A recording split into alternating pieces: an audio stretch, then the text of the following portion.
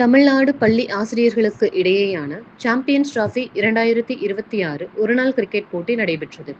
Madurai super Kings அணியின் சார்பாக மதுரை உசிலம்பட்டியில் உள்ள தனியார் கல்லூரியில் அரசு பள்ளியில் பணிபுரியும் ஆசிரியர்கள் மற்றும் அரசு உதவி பெறும் பள்ளியில் பணிபுரியும் ஆசிரியர்களுக்கான ஒருநாள் கிரிக்கெட் போட்டி நடைபெற்றது. சாம்பியன்ஸ் டிராபி 2026 ஒருநாள் கிரிக்கெட் போட்டியில் தமிழகத்திலிருந்து மதுரை, கோவை, திருப்பூர், நாமக்கல், புதுக்கோட்டை உட்பட 8 மாவட்டங்களிலிருந்து அணிகள் கலந்து கொண்டனர்.